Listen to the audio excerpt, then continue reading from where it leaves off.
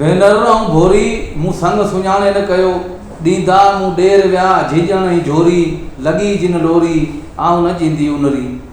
नाज़रीन अस्सलाम वालेकुम। प्रोग्राम साई सतावी सिंध सां गॾु आऊं आहियां अवांजो मेज़बान नवाज़ चांजो। नाज़रीन हीउ प्रोग्राम ICT एग्रीकल्चर एक्सटेंशन ज़रई तोसी ज़रात खाते हुकूमत सिंध जे तरफ़ां रोज़ानो सूमर खां ख़मीस ताईं मंझंदि जो 2 वॻे मां ॾिसी ऐं ॿुधी सघो था। हिन प्रोग्राम जो मक़सदु आबादगार भाइरनि खे संदन ज़रात मुतालिक़ जदीद ॼाण ॾियणु हूंदो आहे त जीअं उहे पंहिंजे फ़सुल में ज़रात जे उसूलनि ते अमल करे उन मां वधीक पैदावार हासिलु करे सघनि। आबादगार भाइरो कंहिं बि फ़सुल जी जेका पोखाई आहे उन में ज़मीन जी जेका अहमियत आहे या बूटे जा जेके ख़ोराकी जुज़ा आहिनि उहे तमामु घणी अहमियत रखनि था। असां हिन प्रोग्राम में मुख़्तलिफ़ ज़रई माहिरनि खे घुराईंदा आहियूं जेके तव्हांखे तव्हांजे फ़सुलनि मुतालिक़ उन जा जेके घुर्ज जेके उन्हनि जे बूटनि खे या फ़सुलनि खे जेके कीमियाई जुज़ा आहिनि उन्हनि जी या जेके असांजा हथरादू जेके जुज़ा आहिनि या जेके असां नामियाती जेके आहिनि भाण वग़ैरह चऊं था उन्हनि जे हवाले सां ॼाण ॾियणु हूंदो आहे त जीअं तव्हां उन्हनि जे उसूलनि ते अमल करे वधीक पैदावार हासिलु करे सघो। त अॼु असां सां गॾु आहिनि मोहतरमा डॉक्टर अम्बरीन राजपूत साहिबा, madam senior scientist soil fertility research institute Jam में मुक़ररु थियल आहिनि। मैडम असां तव्हांखे पंहिंजे प्रोग्राम में भली कार चऊं था। महिरबानी, शुक्रिया। जी हा मैडम, प्रोग्राम साई सतावी सिंध में अॼु असां तव्हां सां बूटनि जे ख़ोराकी जुज़नि जी जेका मैनेजमेंट आहे उन जे हवाले सां ॻाल्हि ॿोल कंदासीं। त सभ खां पहिरीं तव्हां असांजे आबादगार भाइनि खे ॿुधाईंदो त ज़मीन जी जेका ज़रख़ेज़ी आहे उन में ख़ोराक जी कहिड़ी अहमियत आहे? जी बिल्कुलु।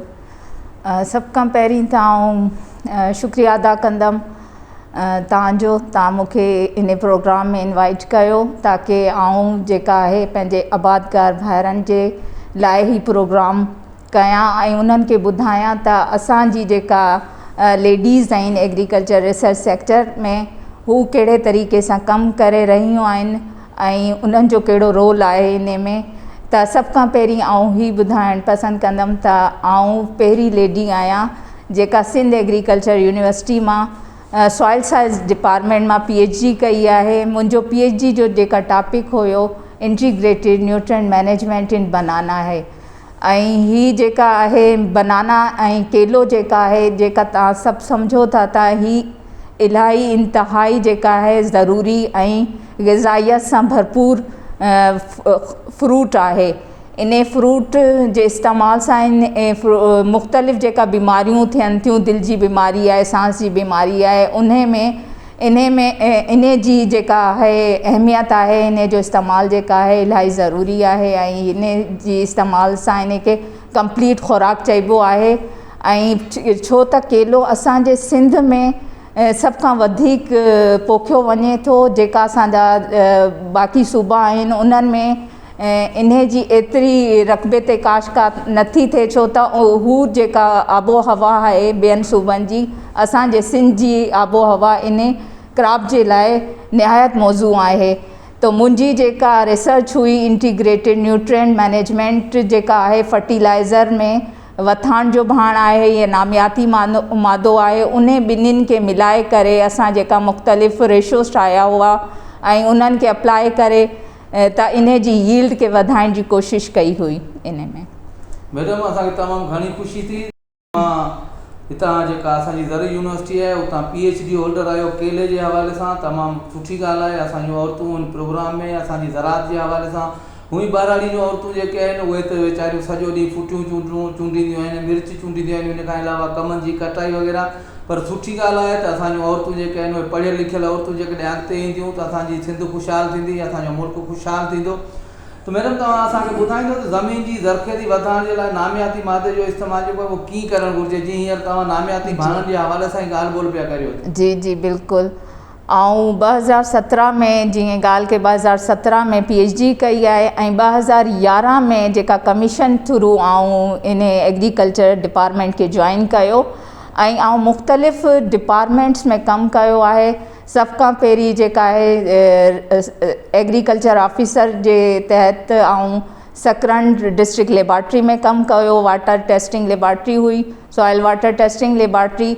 उन खां पोइ पल्सिस डिपार्टमेंट में कमु कयो आहे। मुख़्तलिफ़ जेका दालनि जे हवाले सां मुख़्तलिफ़ उन्हनि जी क्रॉप्स आहे, मुख़्तलिफ़ उन्हनि ते प्लांट न्यूट्रिशन फर्टिलाइज़र मैनेजमेंट ते कमु कयो। हाणे आउं रिसेंटली 2019 खां as a senior scientist soil fertility research institute में कमु करे रही आहियां ऐं in soil fertility research institute में जीअं नाले सां ख़बर आहे त फर्टिलिटी खे वधाइण जे लाइ असां मुख़्तलिफ़ एक्सपेरिमेंट लॻाईंदा आहियूं। पर सभ खां पहिरीं आउं ज़मीन जे बारे में तव्हांखे ॿुधाईंदमि त ज़मीन अल्लाह ताला जी ॾिनल हिकिड़ी नेमत आहे ऐं जंहिंजी ख़ुराक, जंहिंजी सफ़ाई, जंहिंजी अहमियत ऐं इन जी ख़ासियत खे मद्देनज़र रखंदे असांखे इन जी ईअं हिफ़ाज़त करणी आहे, इन खे एतिरो वधाइणो आहे, इन जी ज़रख़ेज़ी खे ईअं वधाइणो आहे। इन जी मिसाल असां ईअं करे सघूं था त जीअं हिकिड़ी माउ आहे, उन खे जॾहिं ॿार थो ॼाए त पोइ उन खे खाधे ख़ुराक जी ज़रूरत पवंदी आहे। त हाणे ज़मीन खां जॾहिं असां को क्रॉप वठंदा आहियूं, उन क्रॉप खां असां जेका यील्ड वठी असां उन खे पोइ कुझु देरि लाइ छॾंदा आहियूं त उन खां पोइ उन खे अज्जा जी ज़रूरत पवंदी आहे। उन खे ओतिरो ई संभालजी, उन खे ओतिरो ई पाणी ऐं ऑक्सीजन वग़ैरह जी ज़रूरत आहे जेका हू उन जो नामियाती मादो वधी वञे। ऐं तव्हांखे ख़बर आहे त असांजी जेका ज़मीनूं आहिनि उन्हनि जो नामियाती मादो जेका आहे 1% सां घटि आहे ऐं इन खे वधाइण जे लाइ असां जेका आहे मुख़्तलिफ़ एक्सपेरिमेंट कंदा आहियूं असां पंहिंजे इदारे में। ऐं सभ खां पहिरीं जीअं त मुंहिंजी PhD बि इंटीग्रेटेड न्यूट्रिएंट मैनेजमेंट ते आहे त इन हवाले सां आउं जेका आहे कपास, गंदुम ते ऐं कपास ते मुख़्तलिफ़ एक्सपेरिमेंट हर साल कंदी आहियां। ऐं उन में 2009 में आउं फार्म यार्ड मैन्यूर वथाण जो भाण जेका आहे इन जो तक़रीबन असां यूज़ कयो आहे। हिकिड़ो रेशो हूंदो आहे 10 टन्स पर हेक्टर। इन हवाले सां असां इन खे ज़मीन ते अप्लाई कंदा आहियूं, उन खे बाद उन ज़मीन जी तयारी कंदा आहियूं, पाणी ॾींदा आहियूं ताकी ज़मीन जेका आहे पंहिंजी कंडीशन में अचे। उन खां पोइ असां इन में सोइंग कंदा आहियूं ऐं मुख़्तलिफ़ जेका फर्टिलाइज़र आहिनि असांजा मैन मेड फर्टिलाइज़र ठहियलु आहिनि उन्हनि खे असां अप्लाई कंदा आहियूं मुख़्तलिफ़ रेशोज़ खां जेका ॾिनल आहिनि। ऐं ज़मीन जे लिहाज़ खां की किथे ज़मीन जेका आहे उहा वधीक उन में रेत आहे या कंहिं में वधीक मिटी आहे त उन हिसाब सां रेशो ॾिसंदा आहियूं त इन में केतिरी, पहिरीं उन जी असां चकास कराईंदा आहियूं, एनालाइसिस लेबॉर्ट्रीज़ में थींदी आहे। उन खां पोइ क्रॉप जे हिसाब सां असां उन जा डोज़ कैलकुलेट करे एक्सपेरिमेंट कंदा आहियूं ऐं कोशिशि कंदा आहियूं त वधि में वधि उन जी यील्ड हासिलु करे सघूं। ऐं ज़रख़ेज़ी जीअं उन जी घटि न थिए, उन ज़रख़ेज़ी खे बरक़रार रखण जे लाइ असां जेका आहे, जेका अवेलेबल असां वटि भाण आहिनि, वथाण जो भाण जेका मेहन जो बाक़ियात हूंदी आहे, उन्हनि बाक़ियात खे असां पंहिंजे लोकेलिटी एरिया खां ई वठी ईंदा आहियूं। उन खे पंहिंजे हिकिड़े पोर्शन में कुझु 3 महीननि जे लाइ रखंदा आहियूं ताकी उन मां जेका गैसिस वग़ैरह आहिनि उहा ख़तमु थी वञनि ऐं उन जी जेका स्मेल आहे फ्रेश जी हू ख़तमु थी वञे। ऐं हू जॾहिं बिल्कुलु मुख़्तलिफ़ ॻाढ़े रंग जो थी वेंदो आहे, माना ब्लैक कलर जो थी वेंदो आहे, जंहिंमें स्मेल न हूंदी आहे, त हू असां डिफरेंट रेशोज़ सां अप्लाई कंदा आहियूं ताकी ज़मीन जी ज़रख़ेज़ी बरक़रार रहे। वरी महिरबानी डॉक्टर अम्बरीन राजपूत साहिबा जी। पाण ॻाल्हि करियूं पिया ज़मीन जी ज़रख़ेज़ी जे हवाले सां त मैडम इंसानु जॾहिं जेको बि हूंदो आहे उनखे पंहिंजी सिहत खे बरक़रार रखण जे लाइ खाद खुराक जी ज़रूरत पवंदी आहे। ईअं अहिड़ी तरह असांजा जेके साइंसी उसूल आहिनि उन्हनि मुताबिक़ असांजा जेके ज़रई साइंसदान आहिनि उहे चवनि था त असां जेके असांजा फ़सुल आहिनि उन्हनि जा जेके ॿूटा आहिनि उन्हनि खे बि पंहिंजी वाध वीज जे लाइ मुख़्तलिफ़ खुराकी जुज़नि जी ज़रूरत पवे थी। त उहे कहिड़ा खुराकी जुज़ आहिनि जेके असांजे ॿूटनि जे लाइ या मुख़्तलिफ़ जेके फ़सुल आहिनि उन्हनि जे लाइ तमामु ज़रूरी आहिनि? सही, ठीकु। जीअं त सर तव्हां ॻाल्हि कई त इंसान खे ज़रूरत आहे खुराक जी ऐं उन जी डेवलपमेंट जे लाइ ऐं उन खे वधण जे लाइ, उन जे बढ़ोतरी जे अमल जे लाइ खुराक जी ज़रूरत हूंदी आहे। इन ई तरह जेका आहे प्लांट आहे हू बि हिकु जानदार आहे। इन प्लांट ऐं ॿूटे खे जेका आहे 16 खुराकी अज्जा आहिनि इन एग्रीकल्चर सेक्टर में त ज़मीन सां हू हासिल करे थो। 16 ख़ुराकी अज़ा जंहिंमें 3 अहिड़ा आहिनि, नाइट्रोजन, फास्फोरस एंड पोटाशियम, जेका वधि में वधि बूटे खे ज़रूरत हूंदी आहे, वधीक मिक़दार में हू वठंदो आहे ऐं उन जे लाइ उन खे वॾा ख़ुराकी अज्जा चइबा आहिनि। ऐं ॿिया जेका आहिनि सेकेंडरी हूंदा आहिनि, कैल्शियम, मैग्नीशियम, सल्फर आहे। उन खां पोइ अज्जाए सग़ीरा आहिनि जेके घटि मिक़दार में बूटे खे खपनि था, कापर आहे, आयरन आहे, मैग्नीज़ आहे, ज़िंक आहे, बोरान अॼुकल्ह इस्तेमालु थिए पियो असांजी फसलनि जी पैदावार खे वधाइण जे लाइ, उन जी यील्ड खे वधीक वठण जे लाइ असां इस्तेमालु कयूं पिया। ऐं हीअ जेका ख़ुराकी अज्जा आहिनि, नाइट्रोजन जेका आहे, असां यूरिया, असां वटि जेका फर्टिलाइज़र जा सोर्सिस आहिनि उन में यूरिया वधि में वधि इस्तेमालु थिए थो। ऐं फास्फोरस जे लाइ मोस्टली जेका असांजा आबादगार आहिनि उहे DAP यूज़ कनि था। जॾहिं असां लेबॉर्ट्री में एनालाइसिस कंदा हुआ त DAP ऐं SSP जे लिहाज़ खां त SSP जी वधि में वधि उन्हनि जी डिमांड हूंदी हुई, छो त हू रिज़ल्ट थोरो बहितरु ईंदो हो।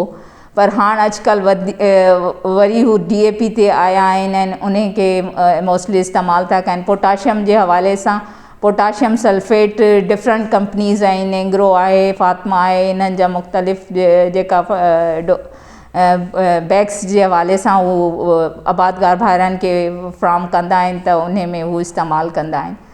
इन हवाले सां जेका आहे नाइट्रोजन जेका आहे सभ खां ज़रूरी आहे, उहा जेका प्लांट जेका आहे उन खे हासिलु करे थो त अगरि हू घटि में बूटे खे मिले थो त उन सां उन में पीले रंग जो यानी येले कलर जा निशान अची था वञनि त असां इन खे डिटेक्ट था करे वठूं त आया इन में नाइट्रोजन की कमी आहे। फास्फोरस जे लाइ इहे थींदो आहे त मुख़्तलिफ़ क्रॉप में मुख़्तलिफ़ क़िस्म जा सिम्टम्स ज़ाहिर थींदा आहिनि ऐं उन्हनि सिस्टम खे जॾहिं मुसलसल असां एग्रीकल्चर सेक्टर में कमु कयूं था त असां विजुअल असां रोज़ उन जी ऑब्ज़र्वेशन कयूं था त असांखे उन सां कुझु ख़बर थी पए। इन खां अलावा जेका आहे असां प्लांट जी एनालाइसिस कंदा आहियूं ताकी उन जी एनालाइसिस जे ज़रिए असां उन जी जेका डेफिशंसी आहे उन खे कवर कंदा आहियूं। जॾहिं असां एनालाइसिस कंप्लीट कंदा आहियूं त उन में असांखे थोरो ख़बर पइजी थी वञे त इन खे हाणे बोरान जी ज़रूरत आहे या कापर जी आहे, आयरन जी आहे, त असां मुख़्तलिफ़ टेक्निक्स यूज़ कंदा आहियूं ताकी उन जी जेका डेफिशंसी आहे, उन जी जेका कमी आहे उन खे पूरो कयो वञे। ऐं जंहिंजे लाइ असां मुख़्तलिफ़ जेका टेक्नोलॉजी आहे, फोलियर स्प्रे आहे, फोलियर फॉर्म में उन खे पननि ते अप्लाई कंदा आहियूं, मुख़्तलिफ़ रेशोज़ ठाहींदा आहियूं। कापर आहे, आयरन आहे, मैग्नीज़, ज़िंक वग़ैरह जो 0.2 आहे, 0.1 आहे, मुख़्तलिफ़ रेशोज़ सां असां उन खे अप्लाई करे उन जे जेका आहे रिप्रोडक्शन खे ऐं उन जा जेका प्लांट जे अंदरि 60 एंजाइम्स आहिनि उन्हनि जी फिजियोलॉजिकल फंक्शन खे बहितर करण जे लाइ उन खे इस्तेमालु कयो थो वञे। ऐं इन सां गॾु जेका आहे इहा बि चईंदसि त मुख़्तलिफ़ जेका फर्टिलाइज़र आहिनि असां जेका मार्केट में अवेलेबल आहिनि, कुझु अहिड़ा आहिनि जेका जंहिंमें DAP त हूंदो आहे पर उन में फास्फोरस एतिरी मिक़दार में कान हूंदी आहे ऐं ब्लैक में हू मार्केट थींदो आहे। त बहितर इहा आहे त तव्हांखे बहितर कंपनी वारो इस्तेमालु करणु घुरिजे ताकी तव्हां वधि में वधि उन जी यील्ड हासिलु करे सघो। वरी महिरबानी डॉक्टर अंबनी राजपूत साहिबा, हीअ जेका तव्हां ख़ुराकी जुज़नि जी ॻाल्हि करियो पिया थी, इहो असांखे थोरो ॿुधाईंदो त ख़ुराकी जुज़ा ज़मीन में जेके आहिनि उन्हनि खे कीअं ॾिजनि जो उहो बूटे ते सऊं सिधो उन मां बूटो जेको आहे फ़ाइदो हासिलु करे सघे। जी बिल्कुलु, जॾहिं असां एनालाइसिस कंदा आहियूं या ज़मीन जी चकास था कयूं,